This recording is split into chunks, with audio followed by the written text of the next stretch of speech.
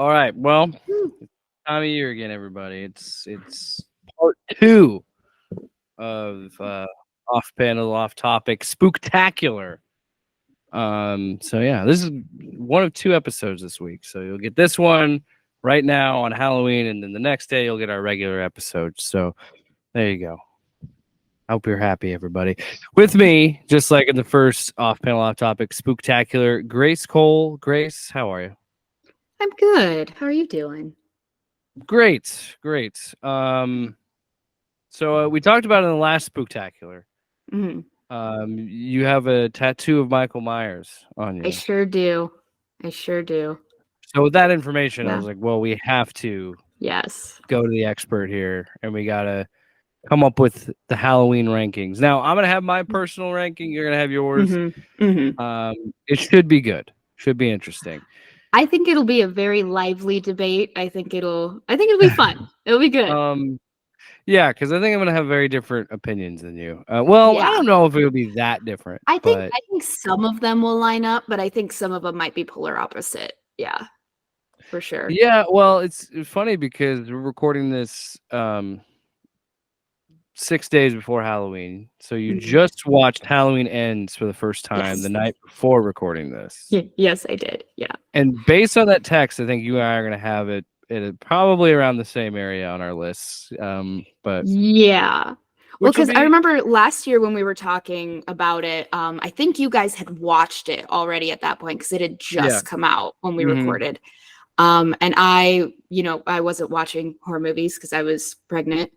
And so I like just forgot about it. I just forgot about this movie. And then I was like, oh God, I should probably watch it. But I remember you guys saying that it was it's a little disappointing. So yeah. I'm excited. I'm excited to see exactly what you guys thought of it.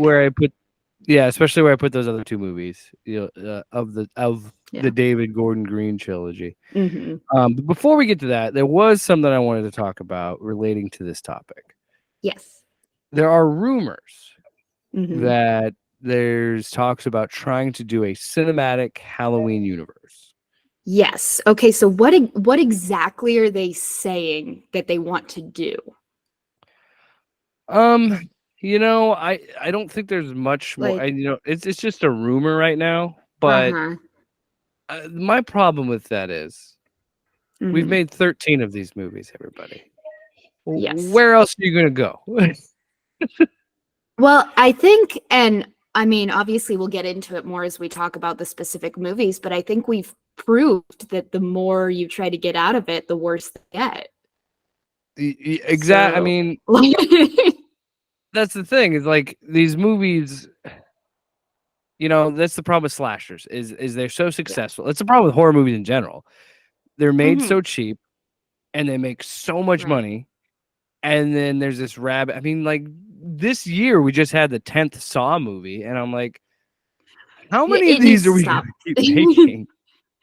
It needs to stop. Yeah. Well, I was telling someone the other day, it's called the Complete Saw Collection, but it is now missing 3 of the movies that have come out since the Complete Collection came out. And I was like, I don't know. I've heard that this last one's pretty good though. So I don't know. I've heard that too. Yeah.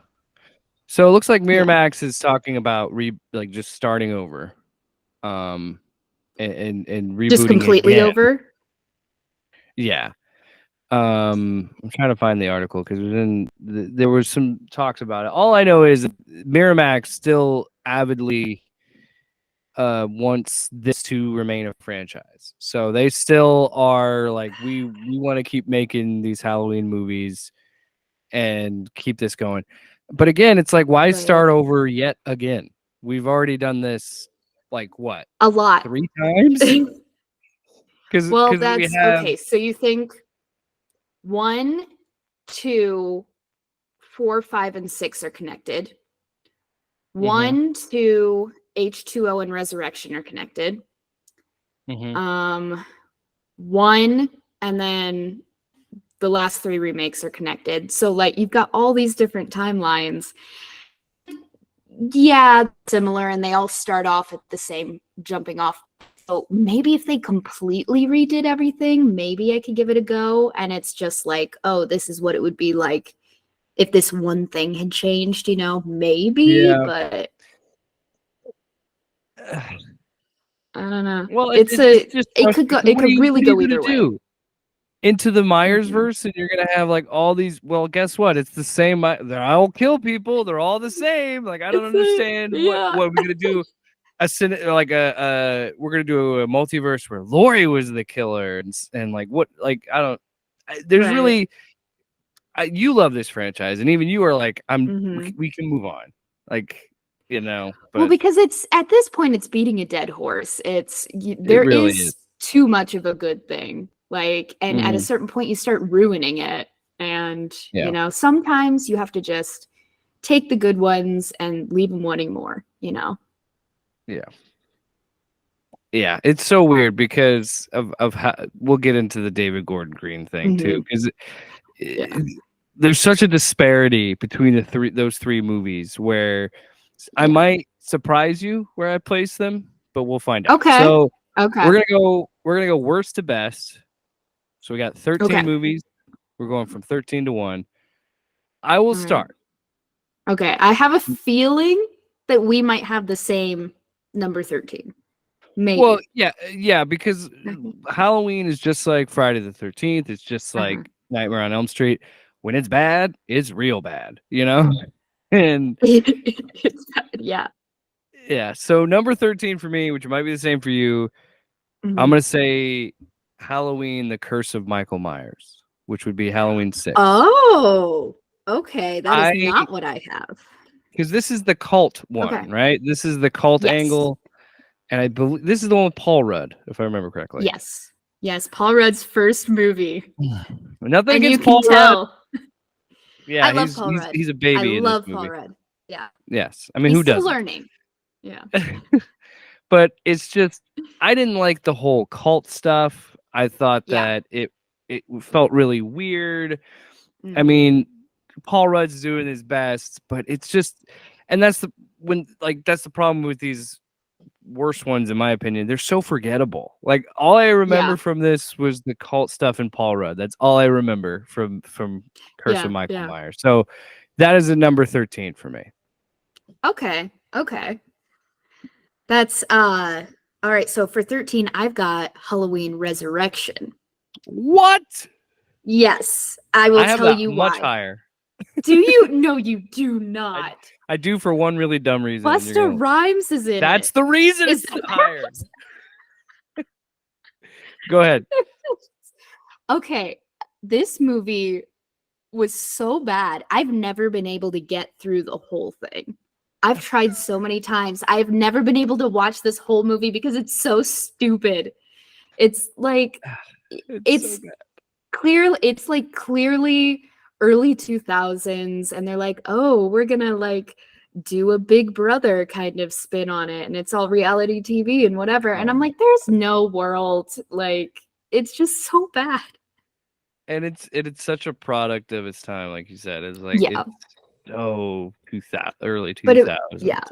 But like to me, it was just so clear that they had run out of ideas, and they were like, okay, what's relevant right now? Right. Also the fact that like Laurie is in the first 3 minutes, and then she dies immediately. I was like, well, what was the point of her even coming back? I don't know. But anyway, so there you go. Or is it Resurrection or H2O that she could? Because H2O is Hartnett. H2O is the one where she's back in the whole thing. Resurrection, she's only in the first few minutes, and then he kills her. Okay. Which is, I guarantee it was Jamie Lee Curtis being like, I'll show up, but I'm doing one day of filming and that's it. Right. And then you're killing me again. And and then we're done. No more. Right. No, the Busta Rhymes fight is why it's high on my list, because it's so stupid that I'm like, I have to. You know what? I'll give you. It is something else. When he does the spinning back kick karate shit, I was like, oh my God. But you know what? I respect it. It's not, I mean, I feel like you and I are probably going to, it probably have a similar a higher ranking, but All right. So I did mine at 13. Let's have you do 12. What do you have for number 12? Okay, 12. I've got Halloween Ends. Wow. Okay. I mean, it's low on my list too. Yeah. So I appreciate what they were trying to do, because if you really watch it and you've seen all the other movies, you can tell that they're trying to do all these little homages. And I feel like what they were trying to do was kind of play off of like the Cult of Thorns stuff from the Curse of Michael Myers, but it just did not. Yeah, right. It just did not come across. And the entire time I was like, okay, I don't understand what's happening.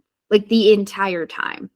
I was like, the first like 5 minutes when, Corey is babysitting that kid and then he dies and all that, I was like, this is going to be amazing. I'm gearing to go. And then it just like lost momentum so quick. It does. It stops kind of dead in its tracks. Like, it is a very solid beginning. And then, because I give props to a movie where it has the balls to go like, we are going to have a child die to deliver this message in the first 5 minutes. In the first minute, like the parent in me hates it because I'm like, oh, that's awful. I don't want to watch that. Oh God, but then the movie viewer is like, wow, okay, so let's, like you said, I was in the same spot. I was like, all right, let's go. This is interesting. Yeah. And then it just completely falls. Like it just takes such a stop, and I understand what the movie was trying to do.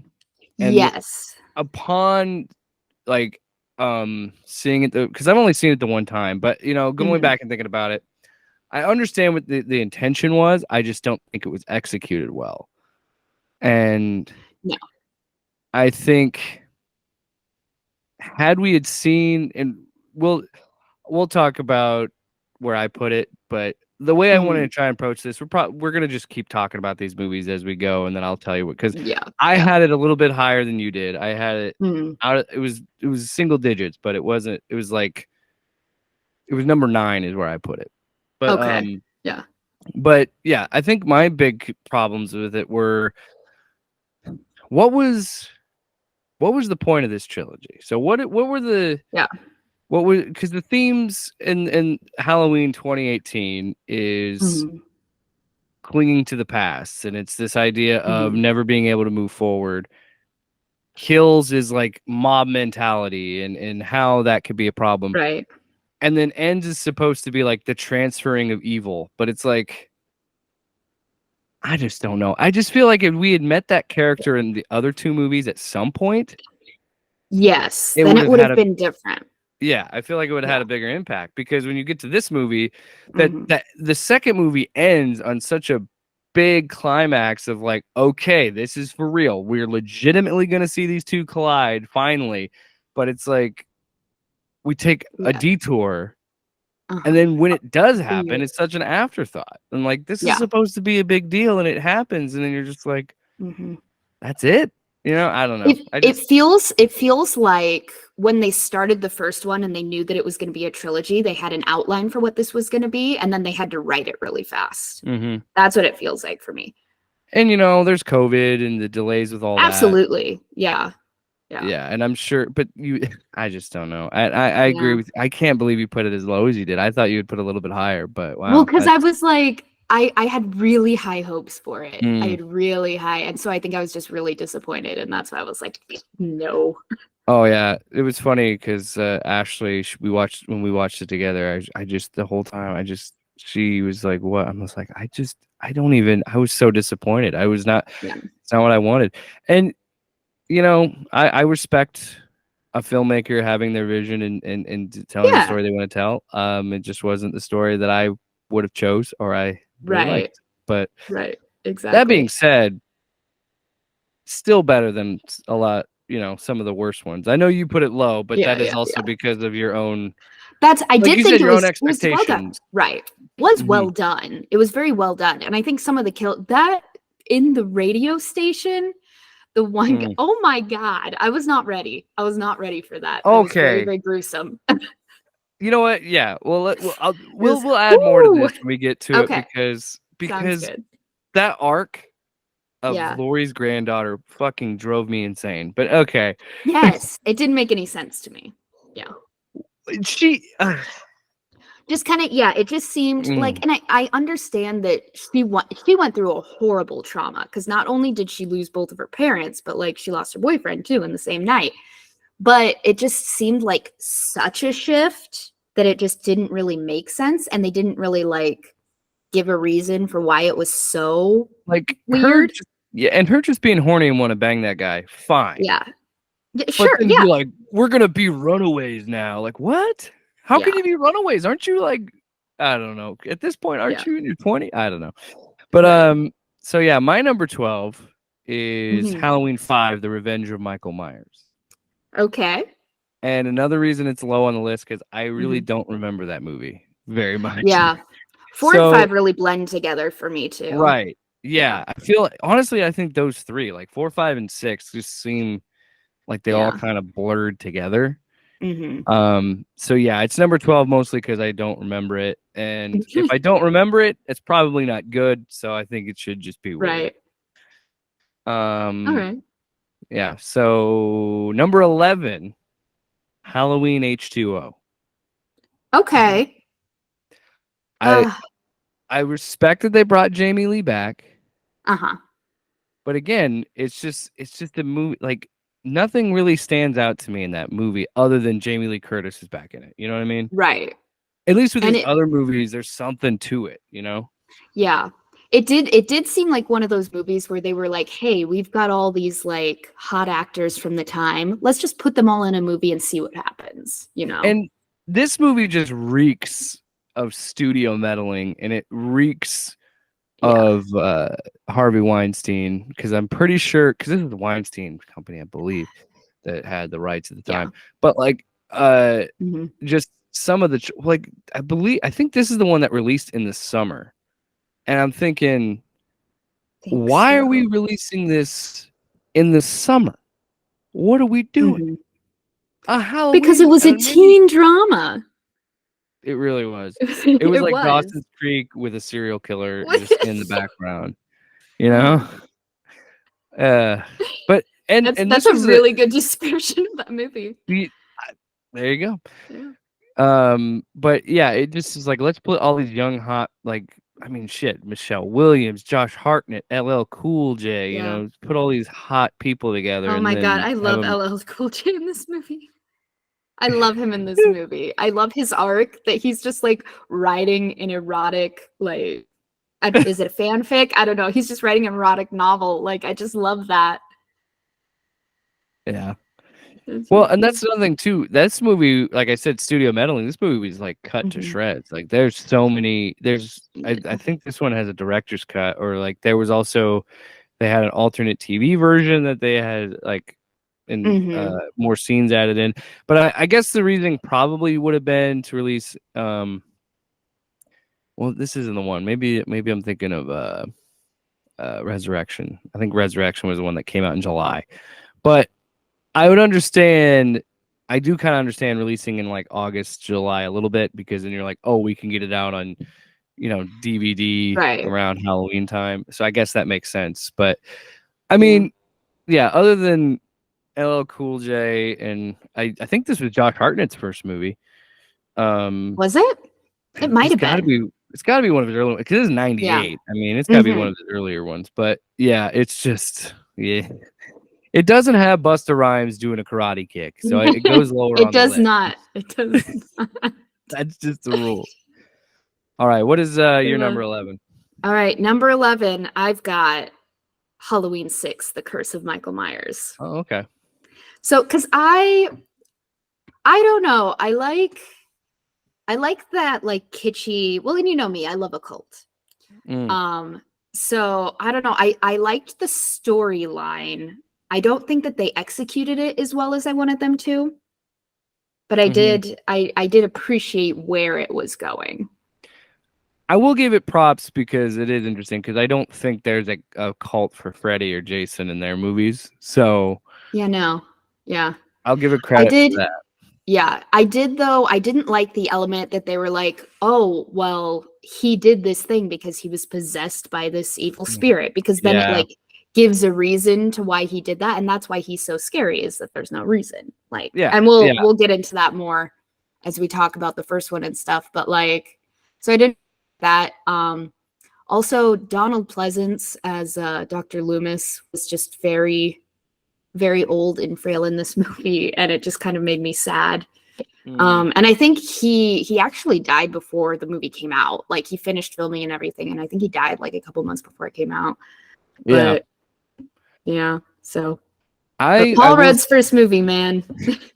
I will say that's one thing I've loved about Loomis as a character with Donald Pleasance stuff. Like, first of all, he is a great performance, but like, he is so affected by Michael Myers, he just gets more insane with each movie, and I kind of love it. Because he's like, why can't I kill this fucking guy? Like, it's the blackest eyes.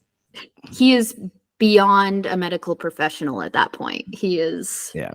He's gone off the deep end.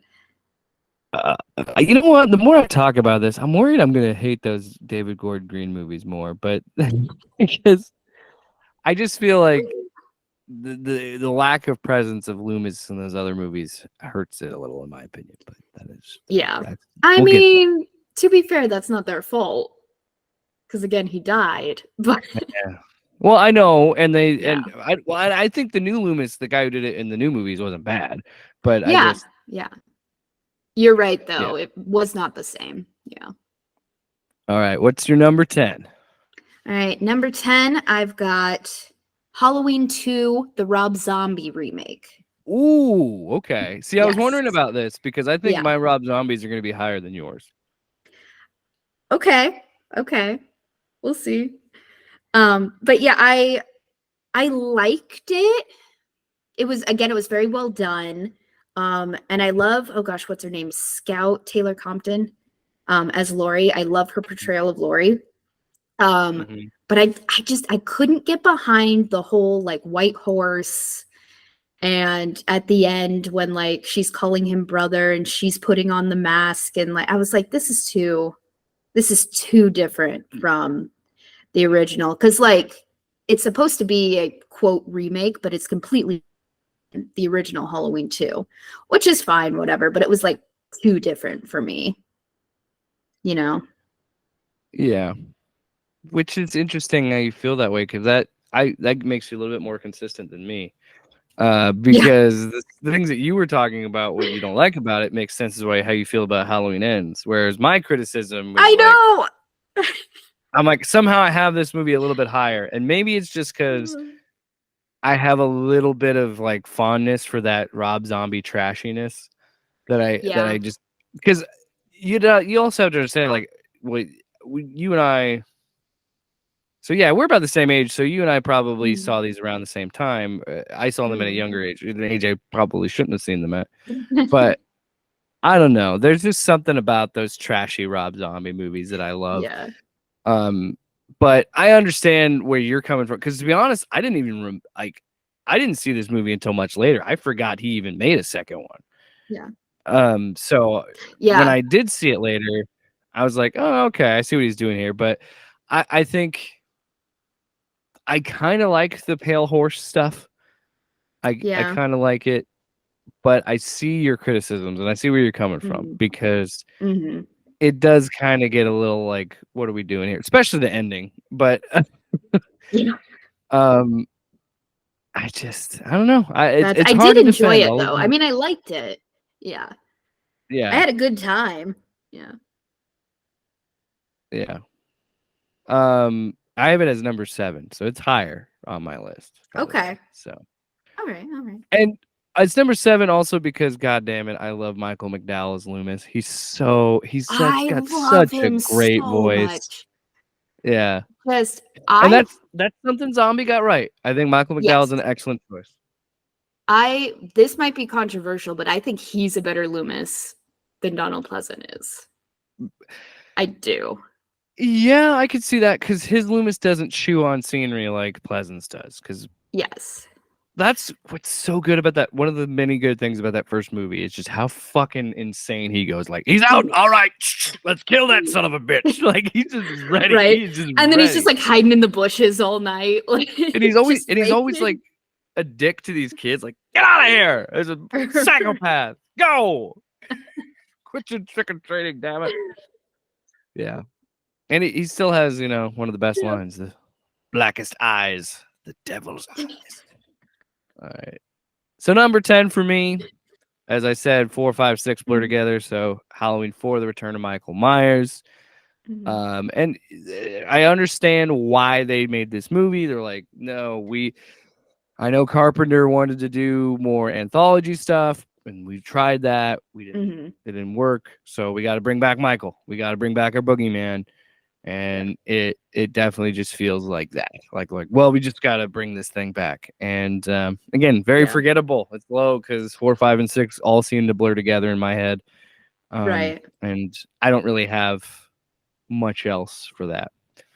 Yeah. Well, and I mean, number that's 9? the reason. Like, that's literally the reason why it's. Sorry. That's literally the reason why it's called The Return of Michael Myers, is so people would know, like, hey, he's here. He's here. It's fine.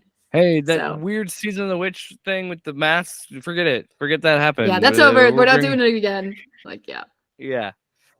Which, honestly, is higher on my list because it takes a chance, because it just goes for it. And it's gotten such a cult following and such a resurgence now because you're seeing a lot more people talk about it on podcasts and YouTube and stuff, being like, no, this movie's actually pretty fun. Like, it's not. Well, and I think people understand it now. Yeah. So my number 9 is Halloween Ends, like I said earlier. Back to the criticism of this. I agree with you. The kills are fantastic in these movies. I think the gore is really cranked up in the David Gordon Green stuff, and I like that. But they just can't make up for some of the shortcomings of this movie. Like, so we have this thing where he kills Laurie's daughter, which is a big deal at the end of that second movie. And then he just hides in the sewers. He's just hanging out in the sewers eating rats. Like, what are we doing? For years. Yeah. And then I understand that this franchise has played with the supernatural stuff here and there, But are they implying in this movie, when he looked into the eyes of, I can't even remember the name of the dude, but when he looks into his eyes, is they're implying that he just transferred evil over to him? Or like, because that's what I know. Yeah, that's what it felt like. Well, and that's the problem that I have with the movie, is that because I picked up on that too, that's what they were trying to say, but then it was never confirmed. And then you had the dad of the kid that died that was basically like, oh, I wanted to give him the benefit of the doubt, but then I talked to him and he wasn't the same kid. And was he that way before, or is he evil now? And that was like you never found that out. Like, so you're left wondering, well, was he always just evil, or does it have something to do with Michael Myers? And if it doesn't, what was that whole sewer exchange about? Like, it just didn't make any sense. Corey, that's the character. Yeah. Right. And the scene in the mansion when he's killing the doctor, I thought was fun. But it was also like, we're doing a team up here? What is it? Like, I don't know. It's just, it just felt so disjointed from the other two movies. It just felt like those first two movies were all about Michael and Laurie again. And it's all about that, and then it just, boom, it's over. And then you're meaning to tell me that Michael Myers comes back 40 years later, goes on a 2-night killing spree, and we're just going to let him, and he just disappeared again, and we're never going to look into that. We're not even going to bother searching for him. I completely forgot about this. This is another huge problem 40 years later, by the way. So, yes. Okay, so Laurie spends 40 years after one night, and then he immediately gets locked up. She spends 40 years saying he's going to come back and preparing for the time that he comes back, knowing full well that he's locked up. But then he escapes and no one has any idea where she is. And that's when she starts living her life and gets rid of her guns and buys a house and all this stuff. Like, that Why would you do that after he killed her daughter? Exactly. That seems like when she would double down. Like, no, you're not going to be like, oh, I can get on with my life now. No, your entire family has been slaughtered. Like, especially knowing now that he got out of the house that she burned up. Like, Wouldn't she? and no one knows where he is. That's the thing. They all know that he escaped, and no one knows where he is. Why is she so like nonchalant about it? It makes no sense. Better movie. Corey's with her, and like he has some reason to be with her, whatever it may be. Like he's interested in her story, or he's a prepper like her or something. Yeah, he's with her. Goes and they're hunting Michael. Make it where she's the aggressor. Make it so she's after him. Yeah. And then in that moment, have your sewer scene again, and like have this transferring of evil or something. I don't know, but that was another frustrating thing. Laurie's character, all of this stuff from that second movie is such an afterthought to just build up this Corey story, and then we have him interacting with these characters, and then Laurie just looks at him. She's like, he's a killer. I know a killer when I see one, and that's it. And it's like, oh. It's like, okay. You're the one who told her to fuck him. Like, it was your idea. Exactly. Like, I don't know. Well, and then, like, it kind of alluded at the very beginning, like, when she's narrating her book, that there was like this new evil in the town, and I almost thought that it was going to be like part of his evil had like leached out, and like that's why Corey got angry and killed the kid, and that's why, you know, that couple got shot in their car and whatever. But that also was never, it was just like, oh, bad things happen now. Yeah. Okay. Yeah. I mean, the kills are fantastic in this movie. I'm not gonna say they aren't. Like that junkyard scene, when he fucking blowtorches that person in the mouth. I was like, oh my Lord. So what I liked about that was that you understand what's happening and you see some of it, but it wasn't too over the top. Because I feel like it could have gotten way too much really, really quick, but it was like, it's like, I mean, that's hard to do for me. I'm a gore whore. So I mean, that's one of the main reasons I really liked. And a lot of people hate Halloween Kills. I actually enjoyed Halloween Kills a lot. But to see where we got with Ends, I was like, honestly, I think Kills is a much more enjoyable movie for me. Does it really hammer its themes on your head? Like, yeah, we get it. Mob Rules, bad movie. We understand. You know, you get a group of people together, they get angry. It's bad. We get it. I know it. I live it every day. But I'm with you. It's a frustrating movie for me. And then there's people that like it. Yes. Good for you. I'm glad you enjoyed the movie. But it was frustrating for me because I was just like, we spend so much time with Corey at the beginning. And I feel like if you had patched in like flashbacks of what had happened from Kills to Ends and had like a little bit more, like, I don't know. I just, because it just, I hate to be that guy. But when I'm watching a Halloween movie, I want to see Michael Myers. When I'm watching a Friday the 13th movie, I want Jason, right? Yeah. And it took way too long to get to him. And then by the time it gets to him, you're like, his whole thing with Corey, and then Corey's like, no, I don't need you. I'll be my own thing. I'm like, am I supposed to be sympathetic towards Michael? Because that doesn't make any sense. He's still a murderous psychopath. Yeah. Well, and it also felt like, even in the scenes he was in, it felt like he wasn't present.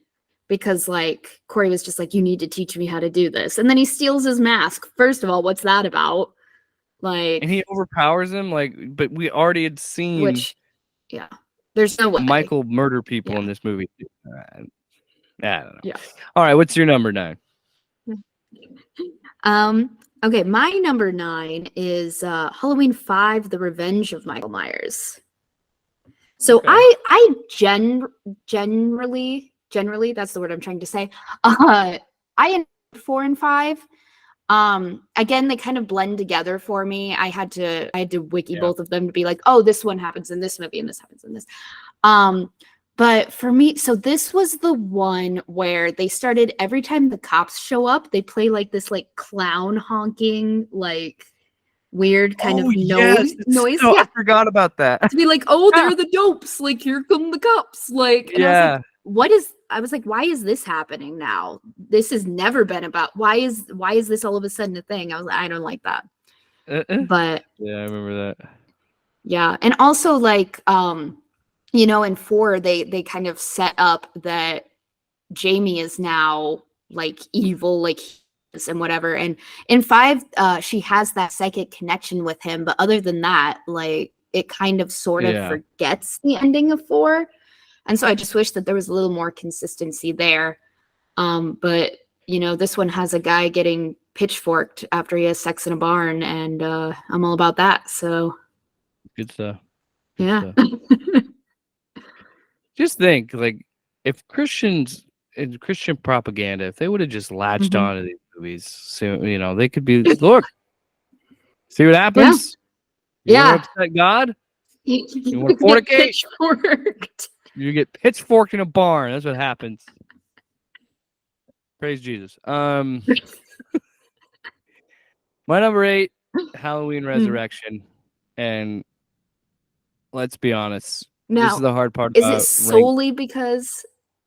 Absolutely, it's just the Busta Rhymes karate fight. Well, you know, and here's the problem.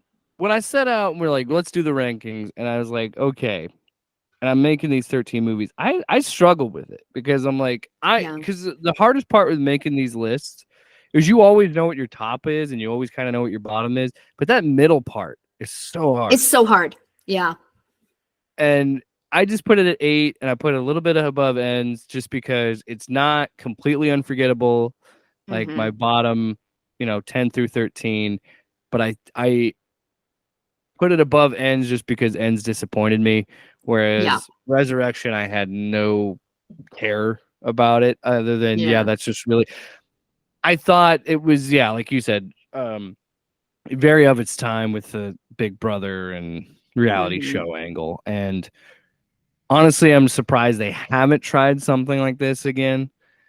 They did kind of in Halloween 2018 because they had true crime podcasters, which was just chef's kiss, genius. Because that is exactly what would happen. Yeah, but that is how it would go. You'll understand why I'm so disappointed with Halloween Ends when you realize how high I have Halloween 2018 and Halloween Kills, where I'm just like, man, you could have had so much. But what is your did you do number 9? Yes, I did number 9. Yes, I did number 9. Okay, so number 8 is Halloween 4, The Return of Michael Myers. Wow, you're putting these a little high. I enjoyed them. I thought they were fun. I liked that it, you know, kind of it continued Laurie's storyline, even though, you know, Jamie Lee Curtis was like, I don't want to come back. And they were like, well, we got to have Laurie in here somehow. So I liked that. I don't know, liked that. First of all, let me get this out there. This is the worst mask in the whole franchise. Number 4, it's so bad. It's just like a plain white. It's like, what were they thinking? Like other than that, you like those really cheap Party City ones. It's like, come on. Oh, you froze on me. I liked the dynamic. Okay. Am I back? Gotcha. Yeah. Am I good? Okay. I like the dynamic between Jamie and the foster sister. And then there's that great scene towards the end when like they're escaping the house and they're on the roof, and that just felt really like high intensity for me. And then I loved the ending when Jamie is dressed as the clown, and it's like mimicking the first scene in the first movie. And I really hoped that they would have done more with that, but then we got Halloween 5. So also, I just love Loomis at the end. Just no. Yeah. And then he like tries to shoot a child. You know, it's great. It's great. Yeah. All right. Number 7 for you, because we already know what my number 7 is. Yes. So. Okay. My number 7 is Halloween H2O. Okay. I thought it was really fun. I liked that it was, you know, it was trying to pay homage to the first 2, in that it brought Jamie Lee Curtis back. Also, Janet Leigh, Jamie Lee Curtis's mom, was in it for a hot second as one of the nurses, which I really liked as a fan of hers. Queen, yeah. Yeah. And so I liked what it was trying to be. I thought it did a very good job being what it was trying to be. And then, I love me some Joseph Gordon-Levitt, Josh Hartnett, all of them. All So the sexy people. It was a really fun movie for me. That's in the grand scheme of the Halloween franchise. I don't think it's a great franchise movie, but I thought I liked it. Also, by the way, I was out of curiosity. You were right. It was almost 2.5 hours last year, so we got a lot to live up to here. All right, crank it out. Yeah. Well, my number 7 is Halloween 2, Rob Zombie's Halloween 2. Mm-hmm. And I like it because it played with the mythos and took a chance. Mm-hmm. I don't necessarily know if I like the idea of, because they did this in what was the one she just showed up in? Halloween Resurrection. Because she's in a psych ward in that, right? Is that? Yeah. And that's where this movie ends. And I'm like, I don't know if I really like the idea of Laurie being in a psych ward. But if my brother was a murderous psychopath who was obsessed with trying to kill me, I would probably go insane too. Right. And killed everyone that you loved. Yes. Because her birth family is dead, her adoptive family is dead, her best friend is dead. Yeah. I don't know if I necessarily like that. And we talked about the symbolism of the horse and everything. It's just, again, I think a lot of it is Michael McDowell being Loomis. And you also have to keep in mind too, I never really watched the originals. Like I watched these before I watched any of the other ones. Mm-hmm. So I don't have the frame of reference of the Carpenter stuff. Right. So going back and watching the Carpenter stuff, I'm like, well, this movie I still enjoy, and I still have it has a place, for me in my heart. But like those other ones are better. And so having not known it, I was like, okay, I enjoy this movie. It's okay. Like, but the bus sequence in the second movie, whoo, it's good stuff. Yeah. Good stuff. And it's a zombie. Again, I don't know. Maybe because I like his music. I think I have a weird soft spot for Rob Zombie's movies. He definitely he has a style for sure. He's a very unique style. He understands white trash and he commits to it. And I got to give him credit. He commits to that hellbilly white trashness. So number 6, this one might be contentious. We'll see. Okay. Number 6, I literally put the Rob Zombie movies next to each other. So number 6 is Halloween 2007. All right. I think I probably watched this one the most because honestly, I haven't really watched the Halloween movies more. First of all, not nearly as much as you have, but I don't think I've watched any of them more than once, other than maybe the zombie one. Mm-hmm. I really like this one. I do understand. I do find it fascinating that he tried to give more backstory to Michael and he tried to develop Michael, but I think he did it in the right way. Yeah. Of, okay, we're going to sympathize with this kid, but then also realize that like he has gone the point of no return. Mm-hmm. He is just the way he is. And so it sticks with the he likes doing it. Like it just kind of sticks with that line that Carpenter and Deborah Hill set out. Mm-hmm. I remember when it was coming out and he said the way to look at it, because he didn't even like calling it a remake. Yeah. And he said the way I would look at it is Carpenter wrote a chapter, I'm writing a book. So like he was trying to say, I'm trying to expand on what he did. Mm-hmm. And I can respect him for that. Now, does it have some of the trappings that Rob Zombie movies have that I don't understand? Like, I don't know why Rob Zombie needs to think he has to put sexual assault in his movies as much as he does. It's so unnecessary to me. And in general, I feel like if there's any sort of sexual things in a movie or story, make it part of the narrative and make it. Yeah, don't just do it to do it. Don't just and. I know I'm a hypocrite because these slasher movies love to show tits, but like, right. That will always stand out. And I don't even know if it's even in the theatrical version. It might just be in the director's cut of them sexually assaulting that woman. But then I'm like, but why did you put it in the director's cut? Yeah. Why did this need to be in the movie? Like, I just don't get it. Like, some of those things I can't forgive it for. I kind of, this is what's good about it, I think, is when Michael kills for the first time, I'm kind of rooting for him. Yeah. His stepdad is such an irredeemable piece of shit. You're kind of like, yeah, kill that piece of shit. Like, you're okay with it. Right. And there are little touches where you're like a little bit sympathetic, but then it immediately snaps you back out of it. Because like the Danny Trejo thing, when he kills Danny Trejo and he's like, I was good to you, and he still fucking kills him. I love the Danny Trejos in this movie, first of all. Yeah.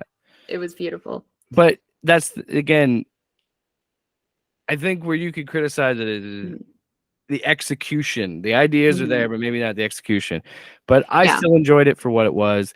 And I can see why people wouldn't like it as much. But I think that movie still has I think it's a pretty solid Halloween movie. I think it's a legitimate attempt at trying to expand on Carpenter's work, and I can respect that. I'm pretty sure Carpenter likes it. I think he did enjoy it. I don't know. I would be very interested to find out. It does have a very clear vision for sure.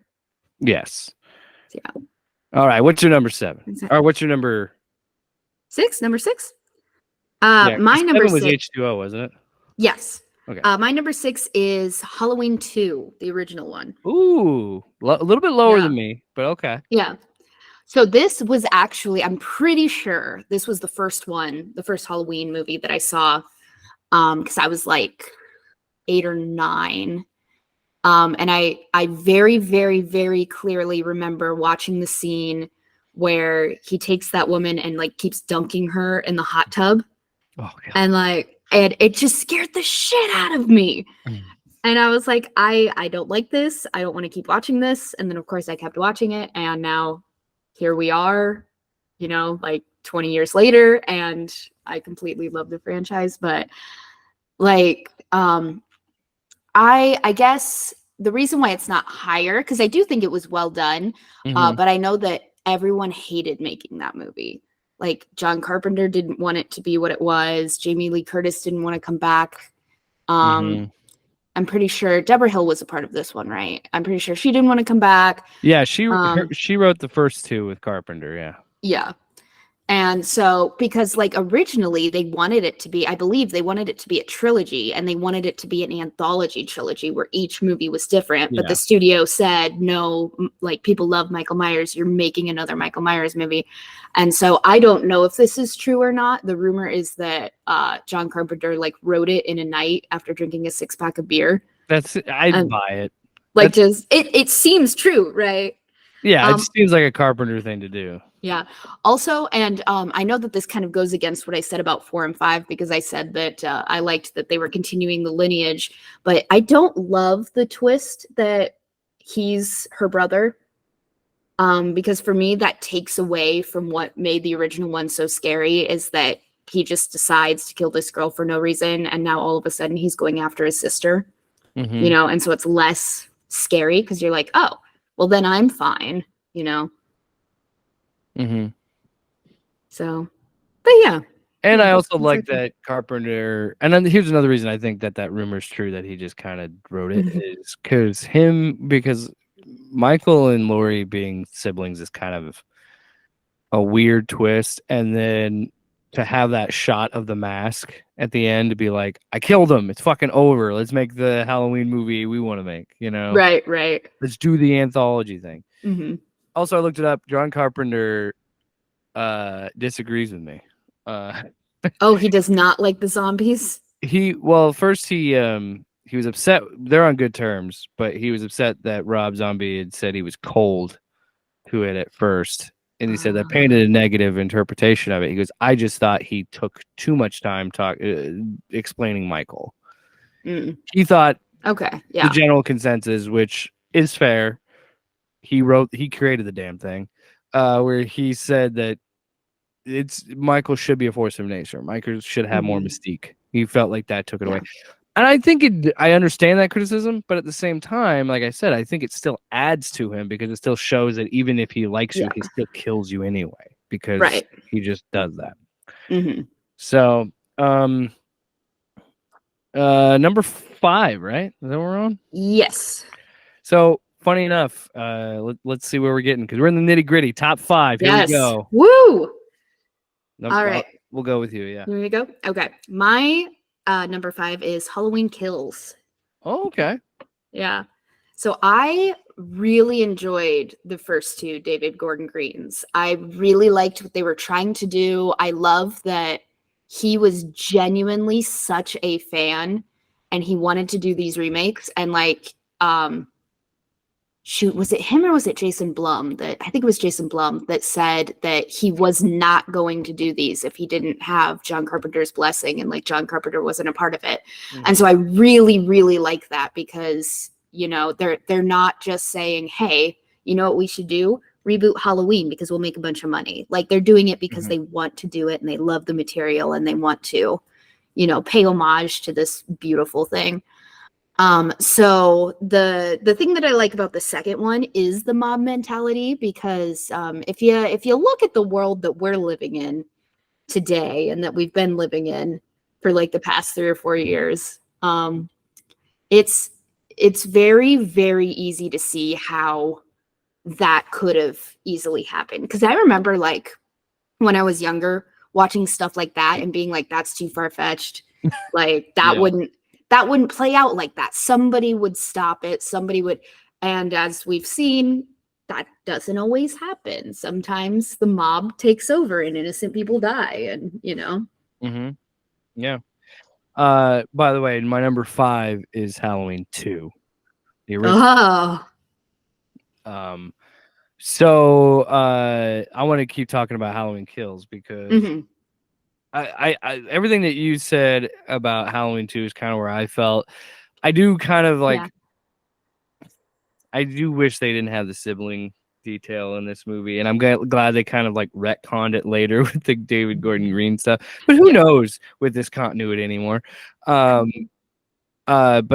the thing that, like I said, I loved about Halloween 2 was like that was Carpenter's way of being like, I'm fucking done with it. It's over. I'm not doing it. And to this day, he has not made another one. Like he's just it's over. But he also, this is why I love John Carpenter. He does say, you know, he goes, you know what he goes, I love is I hear that theme and I hear money is what I hear. I hear that theme and I just stick my hand out. So you know what? I gotta respect him for that. And Halloween 2 isn't a bad movie, but I respect him being like, all right, you fuckers want me to make this movie. I'm gonna make this movie. So my number 4 is Halloween Kills. Okay. And I think again why Halloween Ends is disappointing, and the same reason you feel this way. I'm in the same boat. I absolutely love those David Gordon Green movies. Those first 2. And I know that people think this is like, well, this is a pointless movie. This is a medium movie. It's just trying to attach where they want to go in the first movie. And I'm like, having seen Halloween Ends, I don't think that was the case at all. No, it sure was not. And I don't know. I came out of that movie really enjoying it. Still thinking the 2018 version was better, but I love the fact that it starts as soon as right where that first movie ends. It literally starts like seconds later. Yeah. And I think the plan before COVID was to have it all back to back to back. Like they filmed, I'm pretty sure they were filming the kills and ends like together. I'm pretty sure. I could be wrong. I think you're right. And that's why they're only a year apart, because they were supposed to only be a year apart anyway. Right. And it just, I love that it keeps with that. And man, like, unlike Ends, this movie, it's at such an amazing pace. It's such a breakneck speed I mean, the fucking opening salvo of him murdering those firemen was just absolutely insane. And it was so good. So good. And I will say the biggest criticism I have of that, because I remember covering it on this podcast, the biggest issue I had with it was they took Jamie Lee Curtis out of it for a good portion. Understandably, because she was severely injured, but it's like she was kind of she did sort of feel like background to this. Yeah. Where I feel like it's so weird because I feel like that first movie is a Laurie movie. The second movie is about the town and Michael. And then the third movie is about Corey. Right. And sort of Laurie at the end. But yeah, I really liked Kills. Oh my God. When he stabs that woman with the fucking light, the fluorescent light, that stuck with me for a very long time. That whole scene just really, really got to me. Or the one with the nurse and he like hits the gun and she shoots herself in the head. I was like, geez. Oh God, yeah.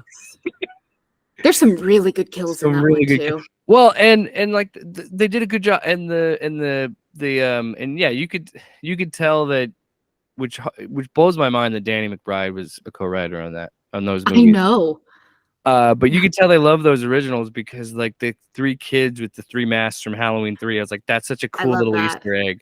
Yeah. And that fucking eerie scene on the playground. There's so many good set pieces in that second movie. And that's why it's so high on my list. I really, really enjoy Halloween Kills. Yeah. So, well, and I love that Kyle Richards is back too as Lindsay, and yeah, and Tommy is in it. I mean, it's not the same guy because it's what's his face from The Breakfast Club. Yeah, Anthony Michael Hall. Shout out. Yeah, he's which good I did. Yeah, no, I liked it. But I just say though, when they're doing like the open mic shit. And he decides, hey, remember that guy that murdered everybody 40 years ago? Let me just, we're all having a great time. Let me bring it down and depress everyone. Remember when you had family members that were probably brutalized by this man 40 years ago? Fucking crazy, right? I know we never forget about it, but we I'm gonna remind you. Now let's all have a beer. So, yeah. Oh, yeah, and I forgot that movie had that cool scene in the car where you thought Michael was like, there's so much to that movie. Yeah. And no, it's those first 2 really, they just go and go and go and go. And that's another thing that I didn't like about Ends is that it felt like it should be ramping up and it just wasn't. And honestly, those other 2 just part of me feels like high. You could have like flipped them, to be honest. Like I feel like you could have flipped them. Had the same ending, but flipped them. But it's what's your number 4? My number 4 is Halloween 2018. So the first David Gordon Green. I thought we were gonna have the same. We don't even have anywhere near the same. I think what's happening, I think we basically have them in the same order at this point, except for one.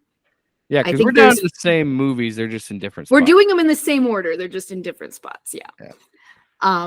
So yeah, I loved this movie so much. Like I remember being so excited when it was coming out and that Jamie Lee Curtis was coming back because I knew that was a big deal. I knew that meant that she really liked the script and she was like down for this movie. And I loved how, again, there were all of these homages to the first one and how like the kills just go from like pretty simple to like by the end of it, that guy gets like curb stomped and like his brains explode and like so it was kind of like a representation of how the first movie there's very little blood. The kills are so simple, and then by the remakes it's just crazy gore. Like how did they fuck up the pacing so bad in the third movie? Because this movie is so brilliantly paced. When he drops the teeth in the stall. Oh no. Yeah. It's horrifying. And that's such good tension. Because I don't know, man. If somebody drops some teeth in front of me, I'd be like, okay. That's a very unnerving thing. Because first of all, I mean, it's how disembodied painful. Person. Yeah. Yes. And we've all had that nightmare where our teeth fall out and we freak out about it, Yeah. And so to have just bloody teeth dropped upon you is just see him drop so unnerving. But I just loved it so much. And then I loved that, yeah, Laurie was, obviously her life was never the same and she became this totally different person and her life was ruined in a way. But at the same time, she's been so strong this entire time. And when, She's Sarah Connor. Yeah. Exactly. And like when the moment needed her to be, she was so strong and so ready and, not at all the girl that she was in the first one. And I love that there was that character development for her, and then I loved the storyline, that, she had a daughter and again, because of this thing that happened to her, like her entire life was ruined and then her daughter's life was ruined because of that. And just, there was something so beautiful about all of that to me. Yeah. We'll talk about that more because I have it higher.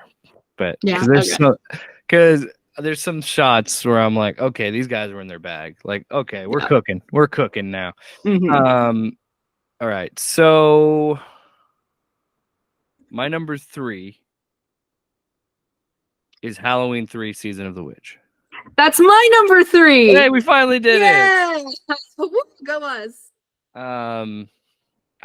It's so good. Also, points for Halloween Ends because they use the same font.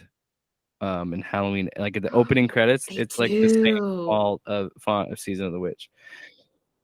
I think this movie gets a lot of points for me because the fact that it's a bad ending. Like I like the idea that because they wanted to keep that anthology thing of like, why not go for it and just because this is going to be it. This is going to close the loop on this. So like, let's make it so all these kids, like the implications, all these kids are dead. I'm like, shit, like what an ending. Like, so crazy.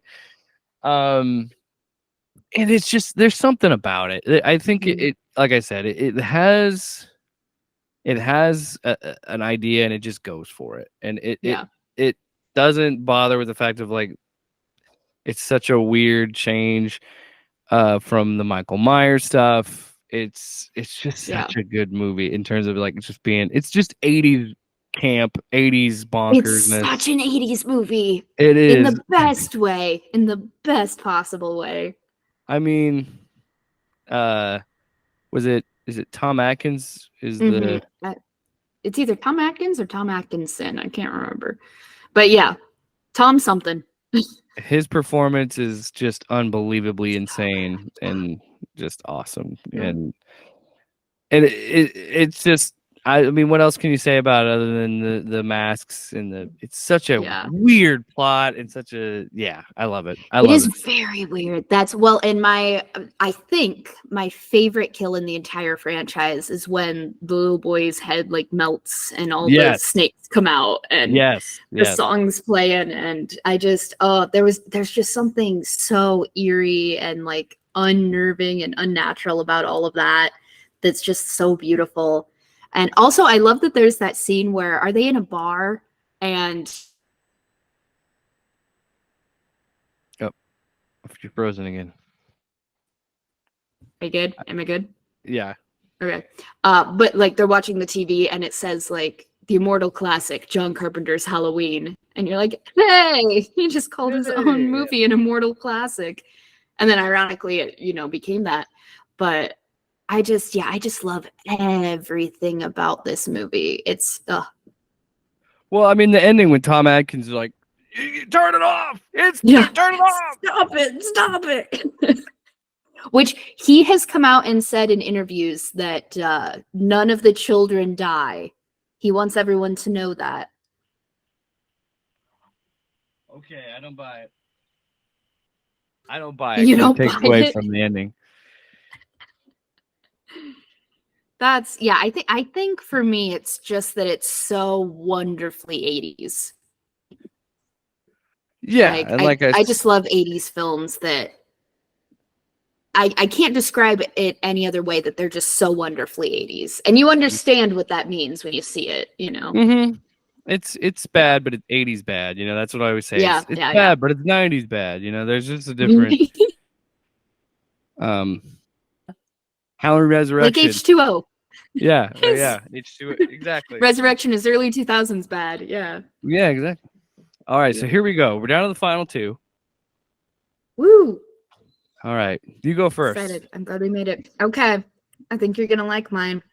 My number 2 is the Rob Zombie remake of Halloween. Wow. Okay. I love this movie. So for a very, very long time, this movie was my favorite of the Halloween franchise. And then once I started studying psychology more and stuff, I got a little more into the first one, which I'll talk about. But I love the whole first part with young Michael Myers and learning all this, why he is this way. I love that Junie from Spy Kids gets brutally beaten in the woods. Like you said, I love that the stepdad gets what's coming to him.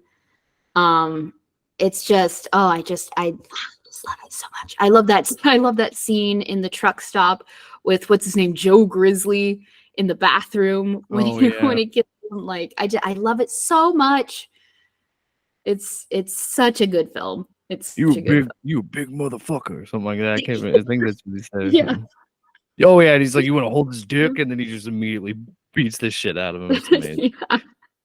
Yeah. Well, and that's the thing too. I was gonna kind of leave the floor to you to talk about it because I waxed poetic about how I felt. But that's another thing too. Rob Zombie really knows how to make really shitty characters. So you're like, yes, kill this man, please. I was trying to look it up. Tyler Mane, who plays Michael Myers, that dude is fucking huge. He's giant, big scary dude. Yeah. But like you were saying with the Danny Trejo scenes, I love that because of how devastating it is. Because this guy, he tells that one part, he's like, I've been taking care of this kid for so long, and we've got this bond and whatever. And then it turns out, no, you don't. Yeah. He just, he's going to kill you without even thinking about it. And, that's just how he is. And, Dr. Loomis, it's just, it's all just so wonderful. I love it so much. Michael Myers. Evil. And I didn't think I said it enough when I was talking about it, but I do love the fact that it's not straight up a remake.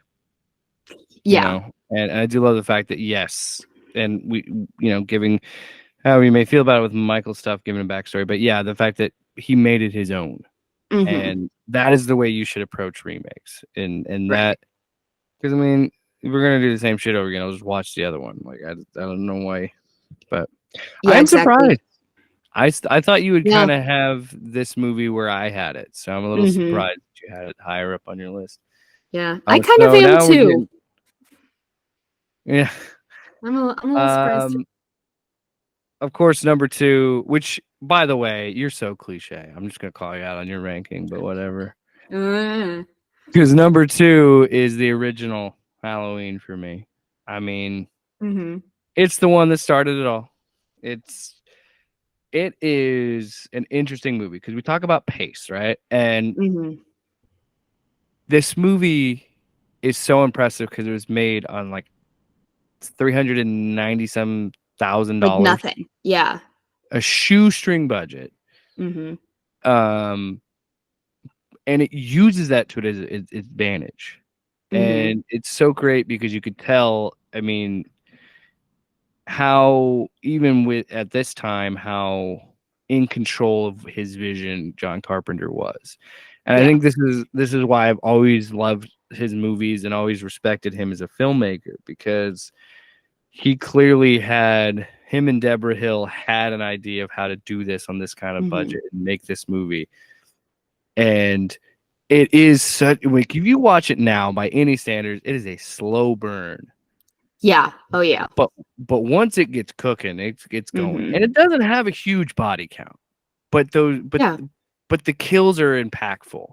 And there's so many iconic things from this movie that it wasn't the first one, it wasn't the first slasher, right? But it reignited that genre and set it on fire, because that movie was, I mean, unbelievable success. I mean, I got to pull it up because I want to know the box office on that. But so obviously you have a special place for it too, because you got the tattoo on your body. Sure do. we'll get to that at number one, I guess. But Mhm. I'm trying to type it in real fast.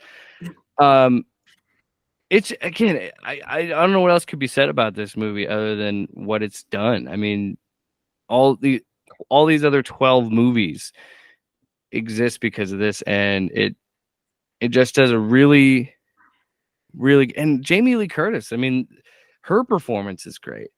Oh, it's And unbelievable. It's so good at playing in these spheres of like what he talked about, this force of nature in the suburbs and places that are familiar to a lot of these film, these people. It's not at a camp. It's not in your dreams. It's just, man, so good. There's so many choices that's made. And again, because of budget, but it still works narratively, and like how the ending of Loomis and the fight with Lori and the iconic shot of when she looks down and he's gone. And it's like, so good.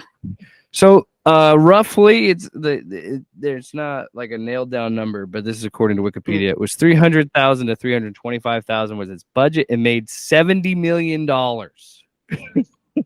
Well, and also you have to remember that was $70 million in the 70s. So like, oh yeah, it's like way more but like that's crazy. That's insane. And like it was like a bunch of their like first big movies, and it was like a very young cast and crew. And like I think there were like 3 real pumpkins used because they couldn't afford them. And like the rest of the time it's squash. And I think like they had and they filmed leaves. It in reverse. The opening thing. So yeah. And like they had leaves that they had to keep like picking up and reusing because they couldn't afford to get new ones. And like the reason that Nick Castle was Michael Myers was because he was just there hanging out, and they were like, hey, you want to do this? And like, so it was all very, very chill. And I kind of feel like that's part of the reason why it was so successful, was that, they were all just relaxed and having fun making this thing that they had no idea what it was going to be, and people just responded to it really well. $70 million in 1978 would equal $334,553,784. So it would make a good portion. It's a good movie. It's a good movie. Yeah. I mean, I don't want to trample on your number one, so I'll wrap it up saying, the reason it is where it is because of the movie it is, and why it's. I'm sure you'll tell me even more why it's your number one. It's not number one for me because of how good that 2018 movie is, and I'll talk. We've already talked about it. I'll talk more about it because there's a few things I left out because I wanted to save it to just wax poetic why it's my number one. But why is the original Halloween your number one? So I studied psychology in college and stuff. And I think that after I kind of had that perspective of it, I was able to appreciate more, like, because in the original one, so in the Rob Zombie remake, he's like, what, 12, 13 when he kills? In the original one, he's 6 years old when he kills his sister. And it's a POV shot, which is... It's a POV shot, which, first of all, was brilliant. Deborah Hill's hand, by the way. That's yes, I love that. I love that it's just Deborah Hill like walking around. And also, did you notice that in Halloween Ends, there's a scene where Michael goes to the kitchen and he reaches into the drawer, and it's supposed to be like a exact shot for shot remake of that moment. Oh yeah. Really cool. Yeah. I thought that was really cool. But yeah, you have no idea. It's never explained why he is the way that he is. It's never explained why he killed his sister. He was just this like cute little blonde kid. Like he could have been, any of our neighbors. Seemed to have a good family life. Like you don't know anything about his family, but he's living in a nice house in a nice neighborhood. Like it seems like everything's fine. Yeah. And again, the reason that I don't like the storyline that he's Laurie's brother is because in the first one, he's just a crazed man that escaped prison saw this girl and was like, yeah, she's the one that I'm going to hunt down and kill. And you don't know why. You don't know what she's done to make him think that. You don't know if like she reminds him of his sister, like what it is. And that makes it so scary because she was just walking to school and this guy saw her. And so it makes you think like that could happen to me. I could just be like walking to the grocery store and a crazed man could decide he wants to kill me. And that's a terrifying thought. Right. You know? Yeah. But it's oh god, I just love this movie. Well, and like we're talking about the setting, the just everything about it. When he has the moment where he stabs him on the wall and he hangs there, and then it's the iconic head tilt. So much because he's just like, it's so simple. It's such a simple direction, but it's so, you're like, oh my god, this person is deranged because he just killed this man, and he's like, huh, look at what I just did. He's like, stuck on the wall. It's interesting, yeah. Just like no he's remorse. admiring a painting. Like it's, oh god, yeah. And it does, there's a reason it's been so revered 40 plus years. There's a reason it spawned 12 other movies. It's just truly remarkable that they were able to do that. And and I've talked about it in our last Spooktacular, but it reminds that era just reminds me of DIY, and that's what's so, I think, you and I have talking about like what makes horror so appealing. Why do we like it so much? And I don't remember if we came to the conclusion too of like so much of it is do it yourself. So much of it is you see these great filmmakers get their start in this genre because it's one of the few genres that like allows itself to have so much creativity, right? And like I said, just even then as a young filmmaker to just see that he had that that vision, was able to execute it in such a way, it's just kind of crazy to think about. Oh yeah. Well, it's like kind of like what we were talking about last year with like The Evil Dead. Like look at how cheaply made that was, how successful it was, and like what those two have gone on to do. Like it's insane. And same thing, like look at everything that John Carpenter has done since then. Like look at Jamie Lee Curtis's career. Like she just won an Oscar. Like oh yeah, don't even, well, and that's the thing. The Thing is probably one of my favorite horror movies of all time. I absolutely love that movie. Escape from New York, Escape from LA, and like most of everything John Carpenter's done that I've seen, I've loved it. And and to think that he started here. Well, I don't know if it was his first movie, but it was one of his I want to say that it was like his first big movie. Yeah, I think he had made a bunch of like student films and stuff. And I think that he had, did they win an Oscar for a short that they had made in school? I think maybe. I don't remember. Or something like that, or he was nominated. I can't remember, but like, so like he had done stuff, but I think that this was his first like big anything. Well, and 2 years after this, he did The Fog, and then he did Escape from LA and all that. But trying to figure. Anyway, that's why it's number one for you. Now, number one for me is obviously Halloween 2018. All right. I love the fact that they're like, we're just gonna ignore everything else and just do this. This is Halloween 1 happened. This is it. That's it. I respect that. But I think the reason I love that so much is there's just a lot of, like we talked about with the teeth, we talked about so many other things, but I think what it boiled down to was just the love that was shown in this movie. And you can tell it was made by people that really enjoyed that first and loved that first movie, because there's so many things that they do in this movie that is emulating that. I love the idea that they're like, okay, we're going to have the true crime podcasters, right? And then to have them mean nothing other than he's just something. Like, I thought they were going to exist the whole movie. Right. And then to have them die, like the first, like maybe his like third or fourth kill in the movie, is just awesome, because I'm like, okay, here we go. I'm glad that we're not bogged down by this.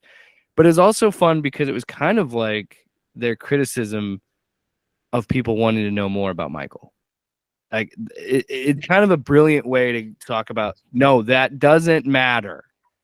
It doesn't matter.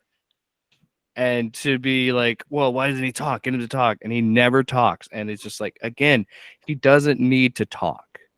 His presence is what's scary. Let Freddy crack the jokes. Jason and Michael, they just come at you. They're just there. And there's so many shots in this movie that are so good. And you know, you have when the fucking one shot, unbroken shot of him going through those houses, starting on one side of the house, going to the other side of the house, getting the knife, killing those people, coming back out the other side, all in one shot, and it's just hanging there, static. I was like, damn, so beautiful. That was the shot where I was like, this is incredible. This is because I had pretty solid expectations, and it was through the roof. Well, and like that is so upsetting because you think like those people are just going about their lives, doing whatever, and like it's just over in an instant, and then he's just gone. Like he's just kind of, it's like he's just walking, and they just got in his way, and he like moved around him, but it's like, oh, I'm just gonna stab you real quick, you know, and like there's something so upsetting about that. That reminds me, Halloween Kills, the gay couple, them getting it hurt me. I was like, they were so fun. Was it Big John and Little John or something like that? Yeah, it was Big John and Little John. But yeah, like that shot was one that stuck out. Oh my God, the dome light scene where the lights go on and off and he gets closer and closer and closer. Like that, just so good. The brilliant. Set pieces are so good. And that's why it's my number one.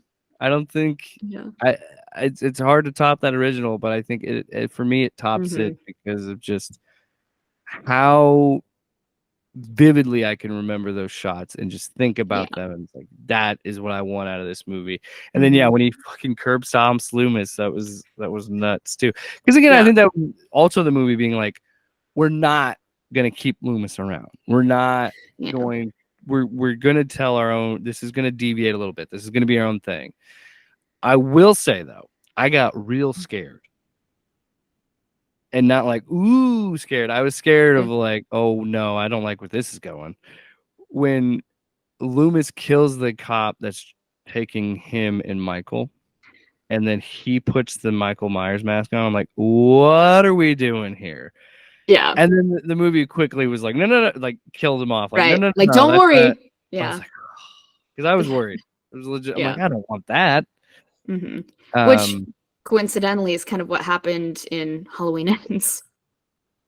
Kind of, yeah. Which we never talked about the end of that when they put him through a fucking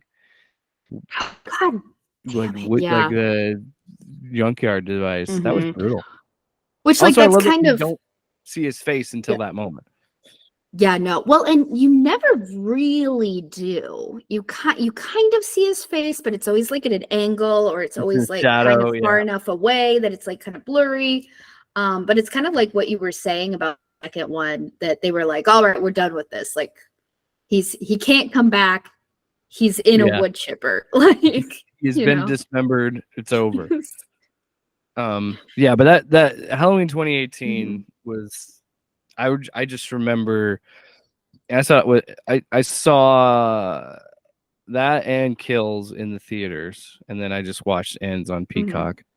The place was rabid watching that movie. Like they were like hooting and hollering, like this scene where Laurie gets knocked off the balcony and they do the shot, but it's reversed, and she's the one pursuing him, and like it's just so much fun. Again, should have did that with Ends because we already set that up. Oh, and another thing, tying it back to the first movie, but adding humor, and like it was funny. It had like you could tell that these are guys that have comedy chops. They've worked in comedy, so there's some humor to it. There's some levity to it. It doesn't take itself overly serious, and like emulating the shot outside, but instead of Michael, it's Laurie. Like I thought that was a funny gag, and just so much. And I mean, Judy Greer. She was great in that movie. I love Judy Greer. Solid character. I love that. Like the whole time she's wearing a Christmas sweater. Yeah, on Halloween. she hates it so much. Which would make sense. I would hate it too. Yeah. Turn my mom into Sarah Connor like that. I get it, but I also loved that little kid that the one friend is babysitting. He's just like so sassy, and he's got so much attitude. It's beautiful. So good. And then it went downhill. Yeah. Oh, I mean, it did a little bit. So that's it. We did it. All 13 movies. Took its, like, I don't know, hour and a half, but we did it. All 13 movies. Maybe that should just be the tradition for a little bit. Get through the franchises, you know. Watch all the Friday the 13th. Watch all the Nightmare on Elm Streets. Oh, I don't know if I can commit to that. I haven't seen a bunch of either of those movies. I've only seen like one or two. I mean, let's be honest. At a certain point, it's kind of just the same thing over again. But, yeah. I'm still, you know what? I'm still surprised that we haven't seen a new. I guess it's because of rights reasons, but Friday the 13th, we haven't seen a new one of that since 2009. And that movie did well. One? Yeah, that was good. I liked that one. I liked it. It was pretty good. That was an interesting one, but that I think it's rights reasons. There's a big dispute for rights, is why that one hasn't made. And part of me is like, no more. But then you have what they did with Halloween 2018, and I'm like, well, it can be done. Yeah, it can work. Yeah. But I don't know. Maybe we'll do that. I don't know, but we'll figure that out in 2024 when Spooktacular 3 comes around. We got a whole year to figure it out. Well, this came about like a few weeks ago because I'm like, oh yeah, we should probably do that again. But we should figure something out. We were too broad last time. See, that's why it was 2.5 hours, because it was just, let's talk about horror movies. And see, I think we could do franchises again. We could do other Halloween things. I don't know. Oh, I want to say, as we're wrapping things up, I talked about it last week on the pod. I want to talk to you about it. If you have Amazon, I would recommend checking out Totally Killer if you haven't. I want to so bad. I just need to, having a 5-month-old means that you have no personal life. Yeah. So I just haven't had time. It looks so good, and I love what's her name? I love her. She's such a good actress. Yeah, she's in Sabrina. Yeah. Yeah, she's got the, I don't want to say weird because that's rude, but a different name. It's like it's a horror comedy. I think it leans into comedy more than horror. But I do have gripes with that movie, and I've said it on the podcast. Yeah. It's because there's CGI blood, and I get upset about it. Oh, get some. It's not bad. Yeah, they do a good job of hiding it, but there was one shot where I'm like, come on, get a squib in there. It's corn syrup and food dye. Come on. I was gonna say it's not that expensive. Get a spring-loaded knife. Yeah, yeah. Come on. Exactly. No, but I would recommend it. It's a fun movie. All right. Is there any new movie? I've heard Talk to Me is good. I have not seen that. I want to see it so bad. I've heard nothing but good things. Like that one. I need to see the new Insidious movie because I heard that was really good. Well, that's Patrick Wilson directed it. Oh, did he? Oh, I didn't know that. I knew that like everyone came back. Yeah, so I've got to see that one. His directorial debut. So is it? Yeah. I love Patrick Wilson. I mean, who doesn't? I keep saying that I love everybody, but this is a pro Patrick Wilson podcast. We've been very open about that. Yes. On this show. Because we were talking about Aquaman 2, and we're like, we love. Oh God, yeah, he is in that, isn't he? Yeah. I forgot. Well, he's Raoul in Phantom of the Opera, so he'll always have my heart. You could not pay me to care about that. Oh, I don't get it. You don't have to get it. Can hear me right now, but she likes him. You talking about? Is that the one with Gerard Butler? Gerard Butler. Sure is. Phantom. He's the Phantom. Is he actually singing in that movie? Yeah, and it's pretty good. It's pretty good. He'll always be Leonidas to me, not the Phantom and the Phantom of the Opera. Well, I want to bring that up because I was like, is there any new horror movies you've seen this season or want to see before the holiday? Again, I just don't have a lot of time for myself, but I did just recently I watched this movie. I think it's from like 2009. It's called Triangle, and it's about a sailboat that and I think the reason it's called Triangle is because the boat's name is Triangle. I don't know if it's like because it doesn't take place in the Bermuda Triangle or anything, but they're sailing and this big storm comes in and the boat capsizes and they end up finding this other ship and they get onto the ship and there's no one on it. And then pretty soon the lead character realizes that they're trapped in a time loop. And someone is killing everybody, and then she realizes that it's her killing everybody, and it's like you have to find out why, and it's pretty good. It's really trippy. So I just saw that one. That was pretty good. I need to see the new Evil Dead movie. Have you seen that yet? Yeah, Evil Dead Rise. Is it really good? I liked it a lot. It's good. That's good time. And then Five Nights at Freddy's. What? It's weird. Well, it's weird because I think what they're trying to do, and they don't really explain this in the movie, because I kind of found out a bit later, but I think they're trying to do something with the Necronomicon being multiple books. So, like, this movie is a different Necronomicon that was in the other movies, which would explain why these Deadites operate a little differently than they do in the other movies. But it's still very much an Evil Dead movie. It's very gory. I'm not gonna say anything else, but I will say by the third act, I'm like, what the hell is this thing? Like, what are we doing? All right, but it makes sense. Yeah. But you're like, what are we? Okay, all right, we're going there. But it's a good movie. It's a good time. All right. Check that out. But yeah, Five Nights at Freddy's comes out on Friday, I think. I'm excited for that. Things. You haven't? I'm holding out hope. I'm holding out such because we haven't seen Josh Hutcherson in anything in a while, right? So I'm like really excited. I'm really excited to see him again. That Hunger Games money. Yeah. Totally Killer was kind of the last one. I don't know if there's any. I feel like there's something else because you know what? I was gifted Barbarian on Halloween last year, and I'm like, I don't know if I'll ever top. I still haven't seen that. I fucking love that movie. I need to see it so badly. I can't even tell you what that movie's like, and I said this last year on the show. I hadn't seen it yet, but at that point, I can't even begin to tell you what it's like because it would just, even if I described it to you, you would be like, "There's no way that's what that movie is." And I was like, "Well, there you go." Yeah, because it just takes such a left turn, and it's so good. I've talked about it on this channel, the YouTube channel, and stuff like that, so people know how I feel about it. But I would recommend that one.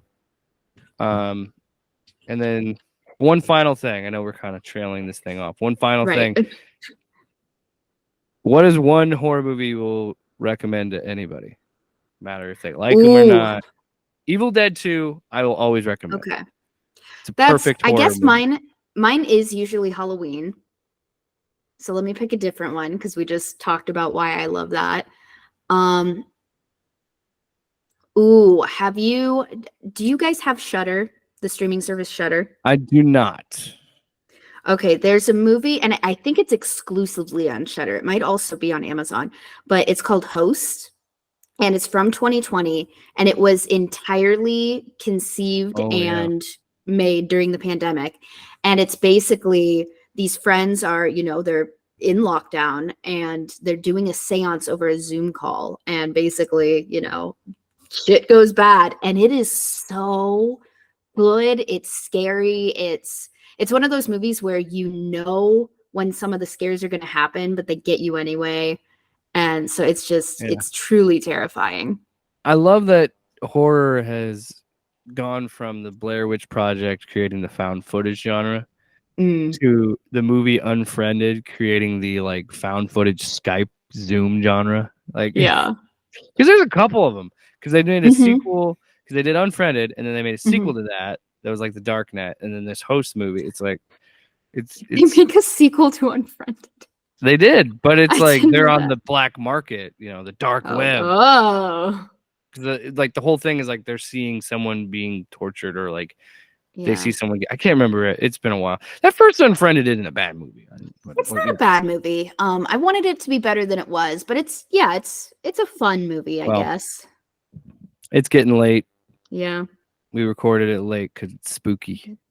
It's spooky. Well, yeah, it's dark outside. Also, if you're gonna leave, you know what? Do what I do when it comes to trick or treaters. If you live in an area that's trick or treating, just put out a bowl. Let them sort it out. We live in an apartment, so we don't have to worry about that. Yeah, you don't have to worry about it, but I do. Yeah. I'm just like, take it. I don't want to hand out candy. I want to keep answering the door. I have a dog. Right. Just take my food, damn it. Just turn out your lights and well, we'll be out. Fine. I got a kid of my own, so I'll be out trick or treating, I got are you guys going this year? We went last year, but we're probably gonna go this year because he can actually walk now. So how old was he last year for Halloween? Math. What's math? He was 7 months. 7 months. Oh, okay. Because Salem's 5 months, and I've been debating whether or not we want to. Because we've gone to some like trunk or treats. Yeah, and that's been fun because then we eat her candy on the way home. Exactly. But because she's 5 months old, but he's getting teeth, so he can kind of eat a little bit of candy. So but he needs to understand now about taxes and dad tax. Dad tax. Yeah. That's what it is. Yeah. Well, that's gonna put a wrap on OPOT Spooktacular number dose. Well, hope you enjoyed it. That's our Halloween rankings, and if you don't like it, go to hell. All right. Yeah. Screw you guys. It's the definitive ranking. You don't get to tell us what our opinions are. Right. Grace, thanks again for joining me. Yeah. And thank you for having me again. This was fun. It's our yearly tradition. Yeah. For the rest of our lives. Well, I feel like you and I are with two people that, I don't know. Does he like horror movies? He does. He hasn't seen a lot of movies. He's just one of those people that not that he doesn't enjoy movies, but he just doesn't watch movies. So I'm kind of introducing him to a lot of stuff. But my wife tolerates it. Yeah. She prefers, like, I can hook her if there's more like comedy to it. But other than that, I don't know. Somehow I convinced her to watch Barbarian, and I think she still hasn't forgiven me for that. Because she likes it. She's like, what the fuck did I just watch? Right. But anyway. Well, thanks so much. And let us know your rankings in the comments. I'm just kidding. I won't read them. But anyway, I don't care what you think. Anyway, so combative.